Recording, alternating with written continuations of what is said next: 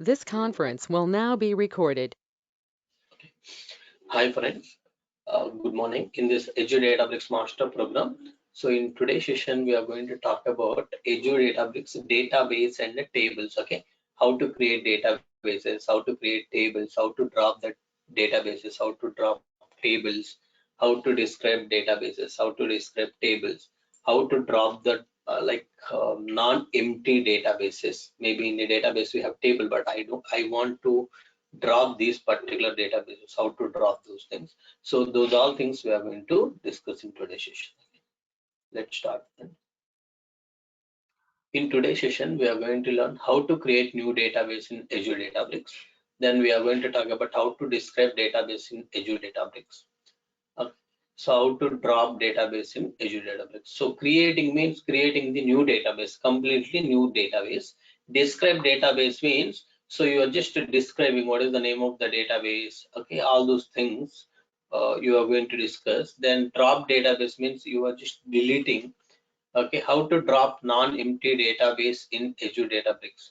Okay, uh, basically if we have a database with some tables, you want to drop it, how to drop it. Okay, so there is some flag, you just have to use some word which will delete your tables first, then it will delete the database as well. So everything it will take care.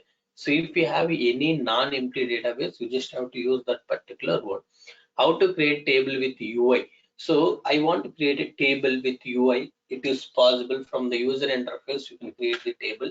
Then you can also create the table with the notebook. Okay, so Databricks notebook you can use to create the table. So we are going to see how to create the table with the notebook. Then we can also see the difference between difference between table with UI and a table with notebook. So what is the difference between creating the table with UI and creating the table with notebook? There won't be much difference. Only thing is you will just have a drop down. So you just have to see some set of options. You just have to select from UI. But notebook means you just have to write that particular logic. Okay, fine.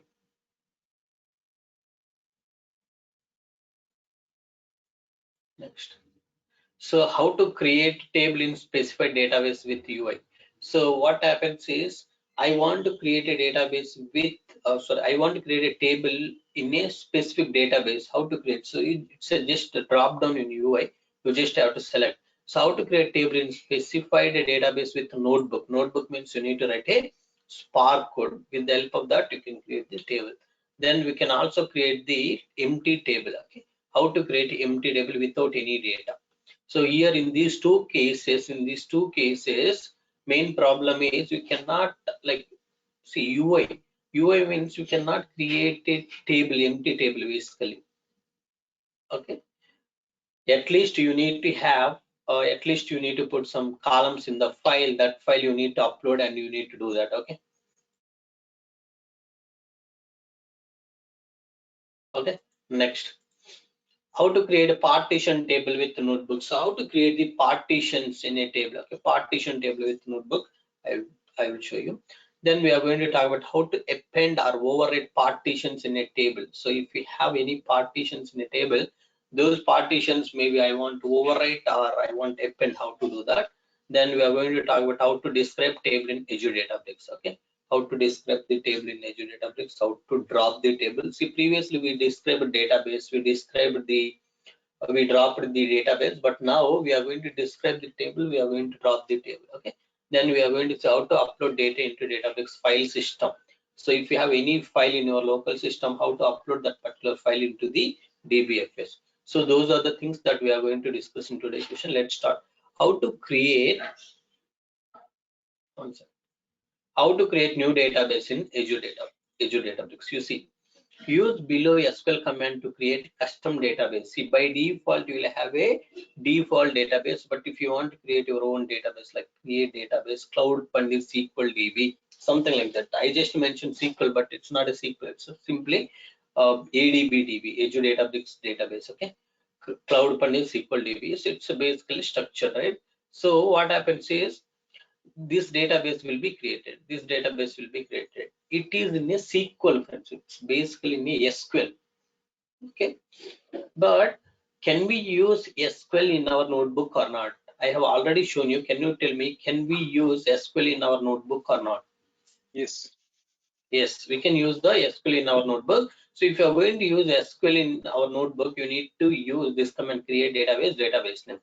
If you're going to use a Python, to create, then spark.sql create database name. Same command you need to pass it to the Spark SQL. Okay, you need to execute in something called Spark SQL. Don't worry what is Spark, what is SQL, everything we will discuss. But for now, you just remember these things. What is the syntax? Okay. Here, let me just give you some knowledge. Spark is nothing but a Spark session. So in Databricks, we are going to create a Spark cluster to execute any SQL related commands. We need to use a Spark session, Spark SQL. Okay. Remember, we need to use a Spark very frequently. We are going to use Spark. Spark is nothing but a Spark session. What exactly this Spark session I'm going to discuss, but you know, right? Session, for each user there will be different sessions. Okay, so to access the cluster we need to have a different sessions. What this Spark session is, this is a one session. If you are executing, for you there will be one session. This Spark session internally access the cluster to execute our code. Okay, try to understand that much. So we will deep dive into the what is Spark session, everything you will come to know in upcoming sessions. Okay, so by using this session I want to execute SQL query. That's why dot SQL. Okay, what is the SQL query you want to execute? Create database name. This is in Python. Now I want to do it in a Scala. Scala also there won't be any difference. Exactly same. Spark.sql create database. Clear? This is how we are going to create the databases. Now, so how to describe database in Azure Databricks? You see, describe database name. So it is in SQL. If it is in Python, same spark.sql describe database name. If it is in Scala, same spark.sql describe database name. Okay. Now, how to drop database in Azure Databricks? I want to drop a But what database. is what gonna happen with the describe option? I'm just asking, like, just gonna show the properties and details, right? That's it. Yes. So I will show you everything. See, it's not only slides, Okay. right? I'm going to show you everything practical. So I will show you there. Okay. Sure. Next. Use below SQL command to drop database. See, drop database name. See, simple commands. If you want to create here, you just have to use a create. If you want to describe. If you want to drop. Okay, see, drop database name. Next, use below Python code. Same drop database name. In Scala also drop database. Okay. Let's go to the how to drop non-empty database in Azure Databricks. Non-empty database. See, only thing that you need to add is cascade. Drop database name cascade. In the same way, use below Python code to drop non-empty database. Spark.sql, you see drop database name cascade. Only same command you need to understand in SQL. Same command you can issue here. Use below Scala code to drop non-empty database. Drop database name cascade. Okay. Next, how to create table with notebook. Okay, how to create a table with notebook? You see, so use below Python code to create table. So you are having a something called df. Okay, so df is basically data frame. Whenever you read the data, okay, whenever you read the data, it may be Python, it may be CSV, JSON, Parquet, Yabro, whatever format you have. So even there is no extension files. Okay, there is no extension files. I don't know how many of you know, in real time you also get a files without any extension. Those files we need to understand whether inside content is there with a comma separated or pipe separated, how it is there. Based on that we need to read that particular data. Everything I will discuss, but just try to understand df is nothing but a data. In Spark we have something called data frames. It says one object. Okay, so these objects basically talk about your structured and semi-structured data, and you can also handle unstructured data, but unstructured data is not recommended for df data frames. Data frames are recommended for structured and semi-structured. Why it is not recommended for unstructured data? So that we are going to talk about, because here only you can try to understand. Data frames are going to infer the schema. Okay, what is the column? Okay, what is the data type of each column? Whether we have any mismatch. Let's say instead of ID, I am placing the name in a ID column. That is mistake, right? Let's say customer ID, customer name I have. So by mistake, customer ID 1 name is Rama. So what I have done, I just swapped it. At customer ID place I put Rama, and customer name place I kept 1. Okay, by mistake. Now what happens? So if it is the unstructured data, if you are handling unstructured data, it doesn't care. Okay, simply it will read the data. So whatever further processing you want to do, you can do it. But if it is data frame, it will tell, okay, so it look like it's a string type. Why it is string? It is ID, it should be integer, you know, right? So then you will come to know, okay, there is some mismatch data, some string data came into this ID column. That's why this issue came. So that's how you can able to understand your schema. Okay, that's how you can able to handle your structured and semi-structured data efficiently with data frames. So I know what is Spark session. We are not, like, you people don't have much idea. What is data frame? You people don't have much idea. Do not worry. Just some things you need to remember for some time. Okay, but at the end of the training, you will come to know each and everything in detail. Okay, only thing is you need to remember these things few days. Okay,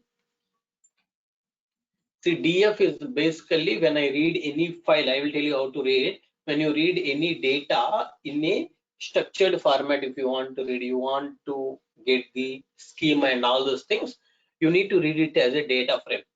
Okay, this is recommended as well. If you have any structured and semi-structured data frames are recommended.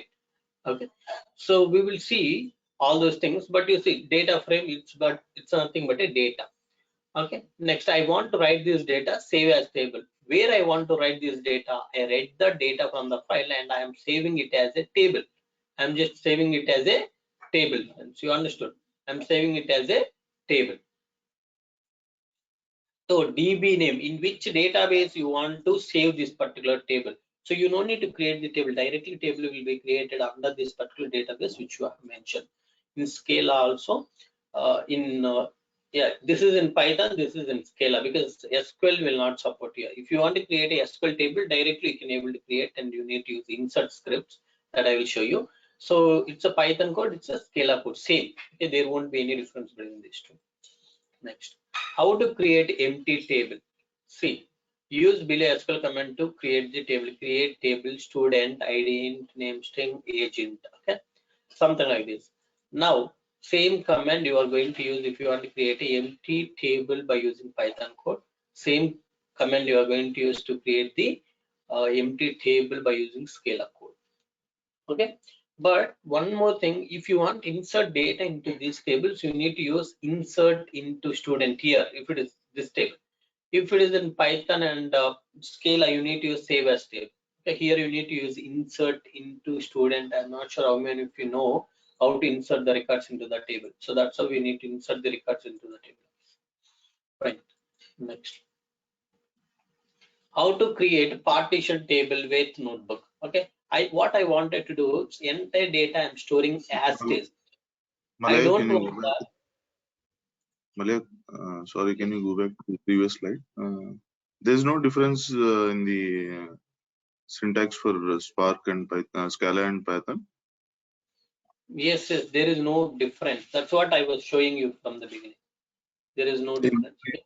In the previous slide, there is a difference, right? In the creation of. Can you go back? Where we have difference? Okay. Malay, I have a question regarding the create table. Hmm. You are creating a database. After that, you are creating a table, and the next statement you have a statement called create table student. So, what is the difference between the second statement and third statement? When you execute the command create table student, then we need not to create a table, right? Save as table. See, now student. my intention is not fulfilling your requirement. My intention I wanted to show you it is possible. If you want to create any empty table, okay, because what happens is sometimes you need to have a table ready, but we won't create table something like this. We will create, see, I want to append the data every time to this table. Okay, so what I can do is I can just maybe I don't have any data at this particular time. Okay, so what I can do, instead of every time saying save as table, maybe you can also use the insert script. Okay, you can also use the insert script. Those things we will see in data quality framework when we develop. I will show you. So where we are going to use this is I will just create the table. Prior also you can create, there is no issue, right? So why you need to create prior? So you want to decide the number of columns which you are expecting. Okay, understood. So the reason is maybe from your client you got some information, they want to maintain the last processed value, number of records read, number of records written, number of records rejected, validation. Okay, variance, how many records are whether record count is 0 or not. When you say records read is equal to records written plus record rejected. Okay, you read the data and you have done some data quality checks, you will get some good records, some bad records. When you add good plus bad records, you should get the total number of records read. So that's how they are going to give the lot of columns. Those all columns you need to form it within your code, because it's audit information. You are not reading some file from somewhere. If you're not able to get some of the columns data, you need to put at least null, right? To just to have a some template kind of thing, what we will do is we will create the table prior. So that empty table you can create in a 3 different ways. Okay. The second So statement I'm is just showing creating a the table other name, side, right? yes, that is possible. Without creating the table, we can able to save as table. We can do it, will create the student table in Python and Scala. But if you have any requirement to create the empty table, as I mentioned just now, so you can create in these 3 ways. Okay. Yeah, Any other? Malay, just a short question. When you create a table, it is actually going to get saved where in the blob or where it will get saved or Databricks database. See, data will go to the blob only because there is no other storage. Okay, first thing. Second thing, you will not be able to see any data in the blob storage because it's an abstraction. So when you try to open those folders, you will get like some not found or access denied, some kind of error you will get. You will not be able to see what data you have in the storage. Okay, so can blob be used to create a database? I think at max you can create a table. In a blob itself, see, basically what happens is now yeah, so you might have not experienced these things. So on top of database, sorry, on top of storages, we can create the databases. Okay, so you don't require like some databases or some table storage for creating the databases and tables. You can create the databases tables on top of the storage. Okay, so yeah, that's how things will work. If you want, I will share one of the recording that I have explained to the BA master program team. So where we have created the databases on top of the storage. Okay, Yeah. Oh. it is possible.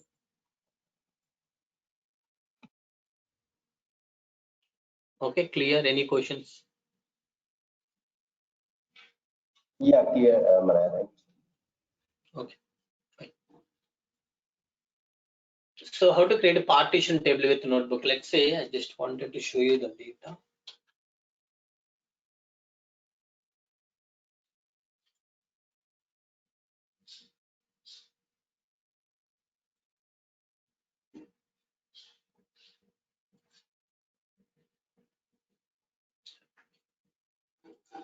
See, this is the data. So I'm not sure how many of you know what is meant by partitioning, right? So let's say how many of you know partition, how many of you know group by?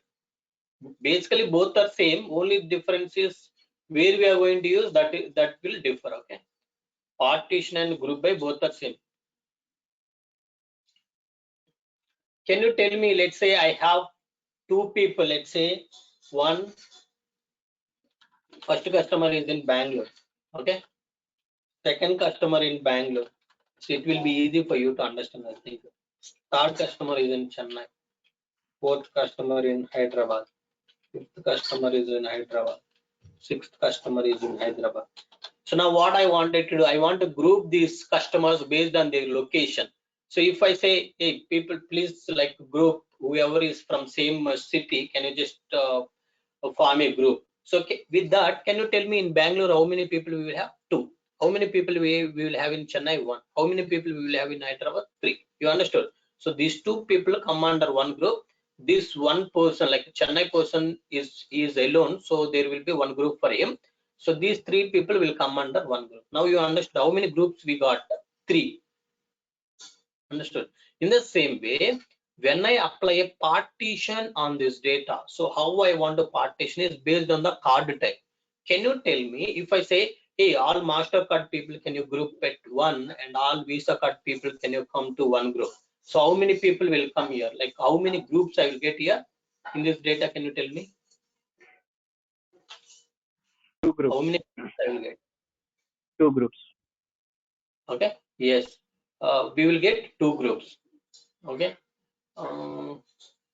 Who is speaking? Can you rename your names? I think I see in meeting caller 01. Can you rename? Who is it?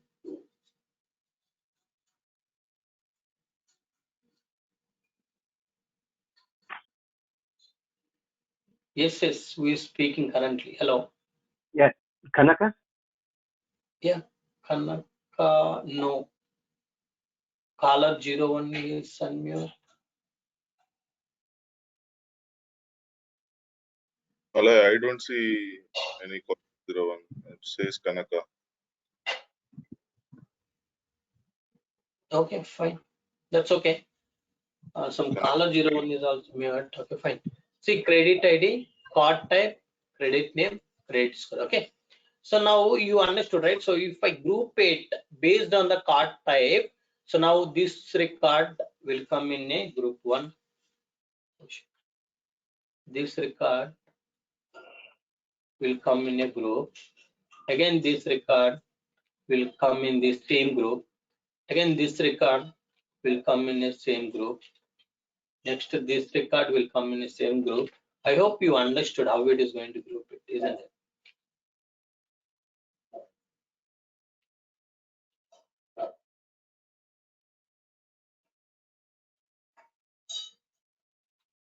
Okay, so all master, like all master card people at one group now. So all other people will go into the another group. All Visa people will go into other group. You understood? Okay, so the easiest way to filter out these things is just click on this, click this. See, only 2 groups we got, master and Visa. You just take it.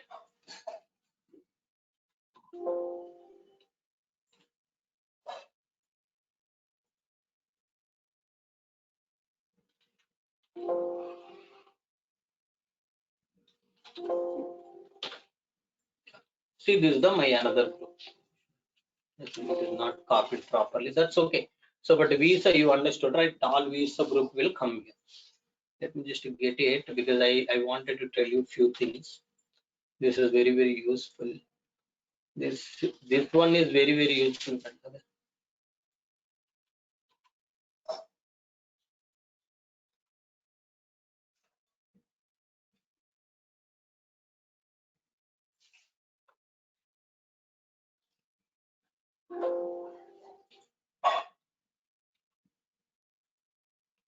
Yeah. See, this is the group 1. This is the group 2. Now I want to check with you, what is the minimum credit score from the master people, master card? What is the minimum credit score I have? 770. What is the maximum score I have? 1240. Okay, so min and max value you told. So we can also do average. We can also do sum. We can also get the count. Can you tell me in this group how many how many records we have?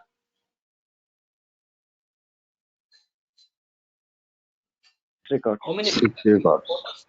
6 records. 8 records for each. This is 6. Here also we have 6. So here also minimum is 770. Maximum value is 1240 in this particular group also. Isn't it? So that's how if you want to get any value based on the group, okay, what you need to do, you need to use a, maybe if it is a SQL, you need to use some, like what you need to do, you need to use the group by, but in PySpark we need to use a window. Basically window will partitions this data based on whatever you want. So based on card type, if I partition, I will get something like this. In the table also, when I'm storing, I'll just say all master card data. So I'll just store all this information. I call this information. All visa information, this is the data. So that when you fire a query saying that select a star from table where card type equal to visa or something, immediately it will go and look at this partition. Instead of searching in entire data, our query will go and search for data only from this particular records. Okay, it won't scan master partition, master data. It is just going to check this particular part of the data. So that's how we can improve the query performance. Okay, you understood, right? How the things will work. Next, how to create partition table, as I mentioned just now. So df.write.partition by what? Based on what column? Credit type. Okay, or card type you need to use. In which format you want to write. So we have a different file formats we can able to write. So, but mostly in Spark we use Parquet. Why Parquet? Because it's a compressed. If you have a CSV file with 1 GB of data, okay, let's say 100 GB of data you have in CSV. Now, if you convert into Parquet, it will give you some 350 GB or 35 GB or 40 GB it will give instead of giving 100 GB. See, again I'm repeating, you have a CSV file with 100 GB of data. If you convert into Parquet, it will be some 35 GB to 40 GB. So huge reduction in terms of the data size. When the data size is less, we can able to transfer the data quickly. We can process the data quickly. See, now most of the time what we do, we have a large amount of data, then we will zip it and send. Why? Because if we zip it, so the data size will reduce, isn't it? So that's how we can Yeah, one quick question. When you say compressed, right? But generally, how do we do, like when you try to do a select or something on top of Parquet, which you are saying as a compressed version, it will take more time. So why you want to do that in Parquet in that case?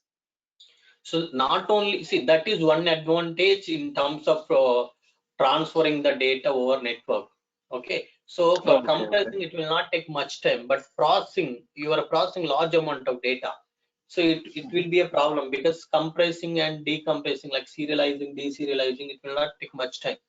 Okay, but when you look at the data, if you are trying to process 100 GB of data, it will take more time compared to this serialization and deserialization. That is one thing. Second thing is there are other advantages of the Park. It's a columnar. What is columnar? So I just to show you practically, let's say you have customer IDs, customer name.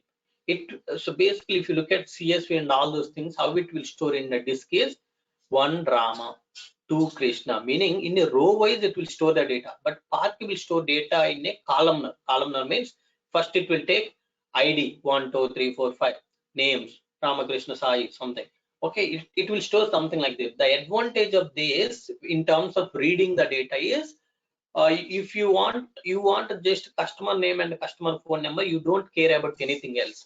So it will be very easy to read the data when you have stored in a columnar, because you no need to check entire days. You have all the data next to next, right? You have already stored in a columnar format, isn't it? So you just have to look at the you just have to look for these two columns and all the data will be there next to next. You can get it.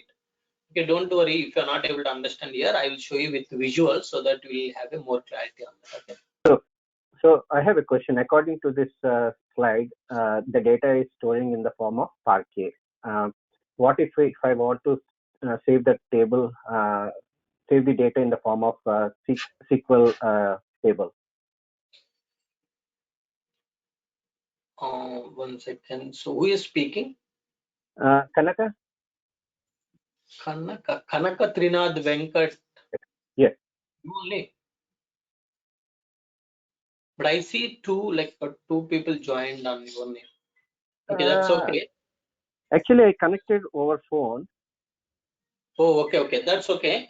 Now you are asking how to apply this partition by when we are inserting the data into the table, or what is your question? Yes. Can you come again? Into structured table. Oh, like in SQL database when you are writing the data, how to write it, right? Right. Yeah, so I will show you those things, but here we can able to see clearly. Okay, so we can able to write it into the partitions. We can able to override all those things, but when we connect to the databases, that day I will show you how you can write same syntax. There won't be any change. Only thing that is going to change is the connections. See, this is a local database, right? That's why you are not establishing any connections.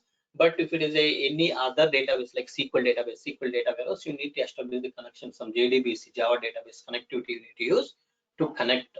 Only that is the difference. Other things are going to be same. Okay. Okay. Can't we create structured tables in DBFS? See, structure. This is structured tables only, right? Okay. This is structured tables only. See, table itself structure, wherever it may be. A table means structure only. Okay.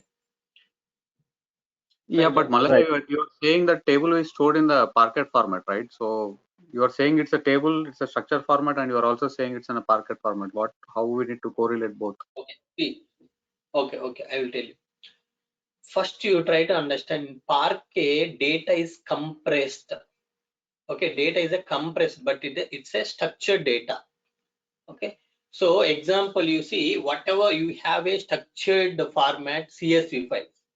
Okay, so you can compress it and you can store it, isn't it? If you compress it and store it, the data size will reduce. That's all. So here DF is nothing but a structured data you have in this data frame. That data, when you are saving into that table, you are just compressing, you are saving in a Parquet format to get the Here, ISO. with this Parquet format, the data structure itself is changing, right? So in a table, normally it will be rows and columns, but here you are saying for each partition, it will be stored in a single column, basically, right? Everything will be like in a column base, right? Yes, everything is a columnar. Yeah, but my question is like we are changing the complete structure of a data from, I mean, how it stores in the actual normal traditional table versus a Parquet format, right? Okay, so what is the problem is you are completely thinking about your SQL database. Okay, That's correct. see, Yeah. SQL database, if you think about SQL database, it will store data as is. Okay, so whatever data you send it, it will just store it. To get the performance, we are going to create some indexes and other stuff to get the performance. But here we are directly writing data as a Parquet. So what this table will do, this table knows. Okay, so because data is not going to store in this particular table. Okay, data is going to store in a disk. Even in databases also data will be there in a disk only, but only thing is the data is attached to that particular table. We have external table and manager table. Manager table means data will be attached to that particular table, but if it is when you delete the table, you will delete the data as well, isn't it? Manage table means or internal table. If it is external table, data will be there in some storage. You just have to create a schema and reference to that particular storage. Okay, what it will do, so I'm not sure how many of you know the types of tables, you know, or you don't know. External table, internal table. We use in Polybase, right, Malaya? You're talking Yes, about? yes, we can use polygons. Yes. Okay, Yeah. so Understood. in this case, what happens, data will be there somewhere, but same table you are using to read. Okay, try to understand. In the same way, I am going to store my data in a disk in a Parquet format so that it will be easy for me to query it. Okay, so but this data will be attached to this particular table. When I delete this table, this data also will be deleted.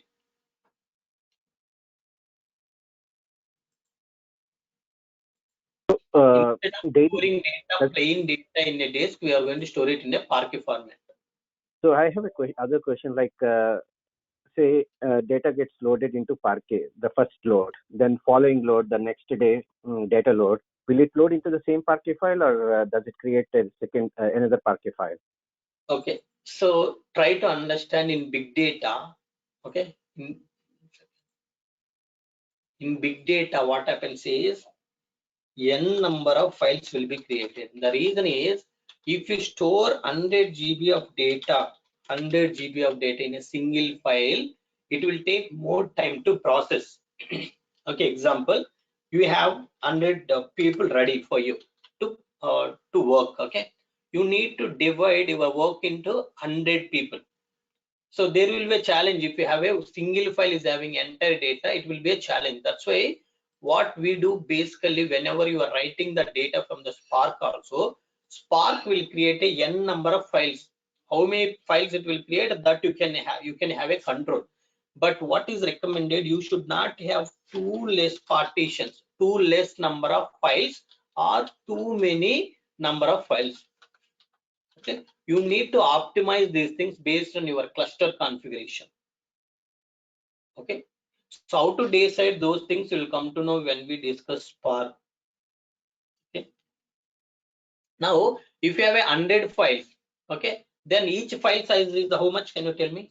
If you have 100 files, what is the size of each file? 1 GB. Approximately 1 GB. So what you will do, one file you will give it to the one person, so that all these people will work together.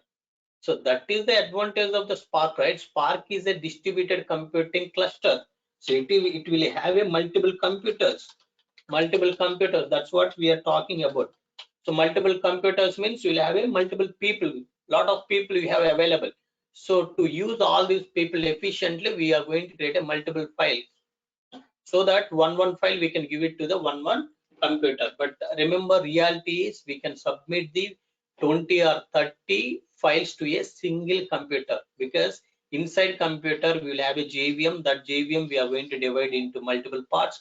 Inside executors, okay, if you divide a JVM into multiple parts, that is called executor. Inside executors you will assign this some cores. So inside cores you will have a threads. So these threads, how many threads we have in each executor, based on that you need to submit those many partitions, those many files. So that's why we need to maintain data in a multiple files, not in a single file. Okay, got it? Any doubt still?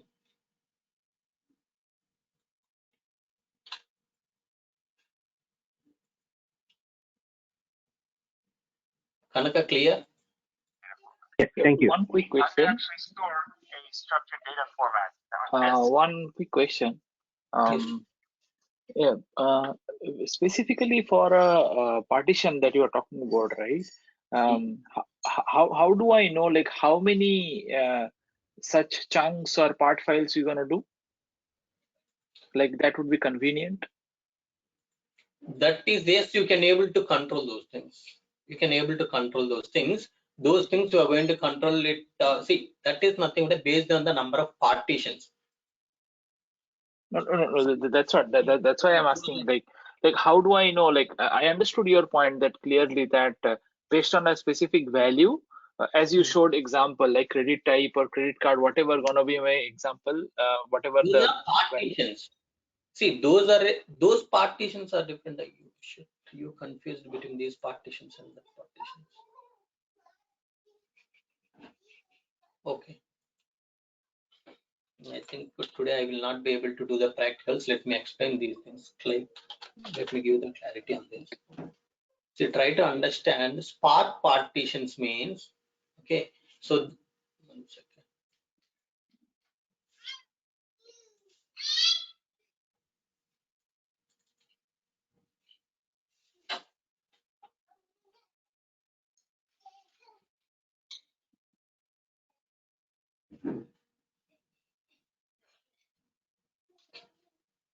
1 second. Let me just review now.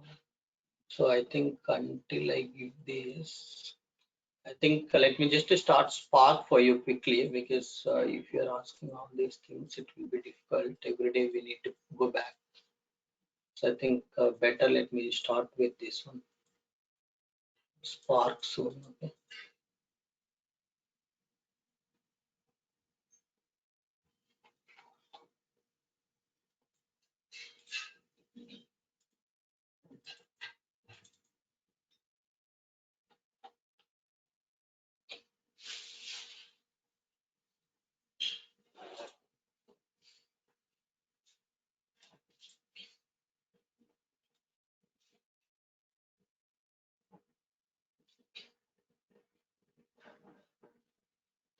Okay. So try to understand from this diagram. Okay. So this partitioning is different. Okay. So what you are doing first, so you have total 25 records. You have total 25 records. So I have 3 computers. Okay. So what you are going to do, you are going to divide 5 records into one part, next 5 records into another part, next 5 records into another part, next 5 records into another part, next 5 records into another part. Now you may have one question, how this number of partitions is decided? It's not in our control. These will be decided by your Spark, but we will come to know what records we have in each partitions, what data we have in each partitions. Okay, it may not be the same. Like here we have 5. Maybe first partition might got 6, next partition got 4, next partition got 6. So this is the, you are going to split the number of records from your file. Okay, so let's say if you have a multiple files already available, so with these 5 records we have one file, with these 5 records we have one file, with these 5 records we have one file, with these 5 records we have one file, with these 5 records we have one file. Then what happens, this entire file will be submitted on this. Again, see, one more file is submitted on same computer. This file submitted on this computer, only this particular file is submitted on this computer. Okay, this is how data will be divided to process. Okay, this is how data will be splitted. You can see, don't call it as a partitions because you are confusing. You see, RDD splits into 5 partitions, meaning your entire data will be splitted into 5 parts. If you are giving 5 parts, I want to divide. If you are giving 10 parts, it will divide. You no need to give something, yeah, based on the card type. If you try to divide based on card type, it will be only 2 types. That partitioning is different. Please keep that partitions aside and please focus on only these partitions first. Okay, this partition is basically entire data you want to divide into 5 parts or 6 parts or 7 parts, 8 parts, based on your cluster configuration, based on your worker capacity. So if each worker can able to process 3 partitions at a time, then 3 total 9 partitions I can able to execute. So what I'm going to do is I'll just say that, okay, I want to have a 9 splits. I want to divide my entire data into 9 splits. Okay, so that what I can do, if I split it into 9 parts, maybe I will get in some partitions I may get 3, in some partitions I will get 2. If I get total 9 partitions, 3 partitions, 3 splits I will submit on this, 3 splits I submit on this, 3 splits I will submit on this. Okay, this is a partitioning, splitting.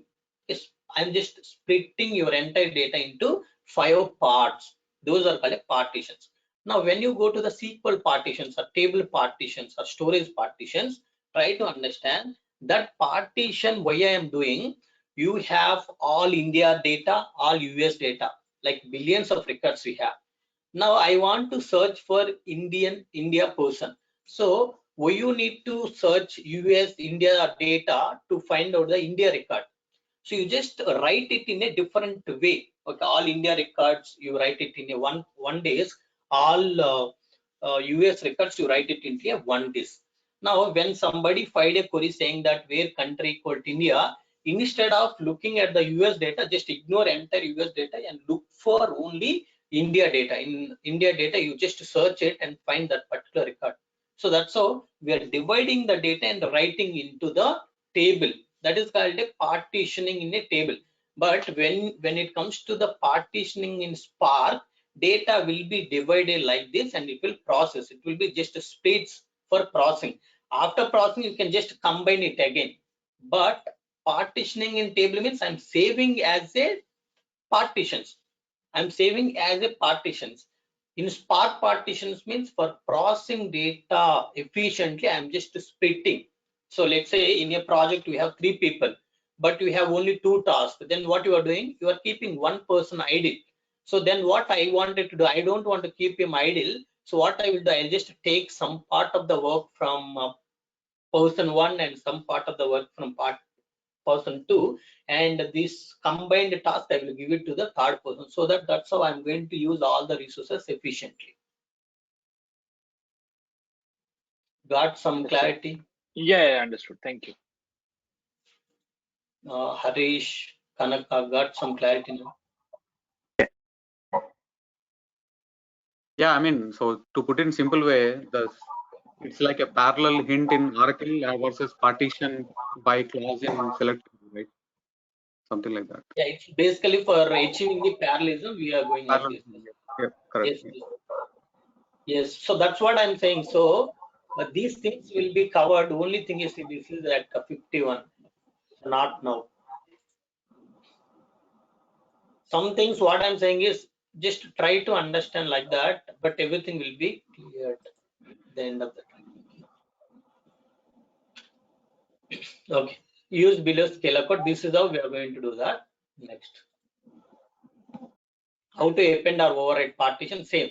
So if it is a append, you just have to use the append. If it is a override, override. Okay. So append.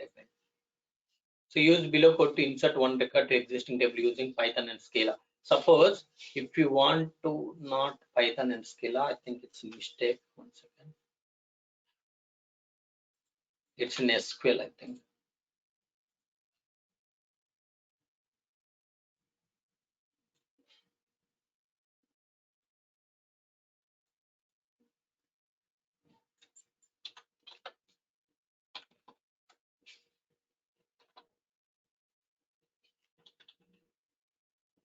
Yeah, you see, so use below code to insert one record to existing table in SQL. Insert into database.table values. So these are the values. That's how you can able to insert. Okay.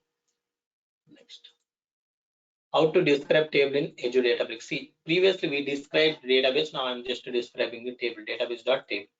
Database.table. Okay, describe table. Database.table. Describe table. Database.table. Okay. So how to Malaya, drop when you say create the table, it will not drop until we specifically write a command line to drop it. Yes, it will not drop it. See, it's not a temporary tables. These are a permanent tables. If it is a temporary table, it will drop it. You can create the temporary tables as well in Azure Databricks. Okay. So my simple question, right? So assume that like, what is the use case? So assume that my data load is like less than 5 terabytes. I mean, my data is less than 5 terabytes. What is the purpose of keeping a separate SQL Server table rather using my DBFS table? What? Okay, DBFS here in you mean Databricks file system. I want to maintain the So, okay. as a ETL tool, as a ELT or ETL tool, I'm using Databricks. So my use case is my data will be less than 5 terabytes. So what is the purpose? Like, I mean, if I can load everything here itself and save it, right? Why I need to create a separate SQL Server database table? Okay, good question. But just tell me, why you are processing entire data for reporting? Will you be able to access the data? Or will you be able to access the table which you have in a Databricks? No. That is Why can't we can use Polybase to retrieve the data, right? Polybase to retrieve the data from the storage, right?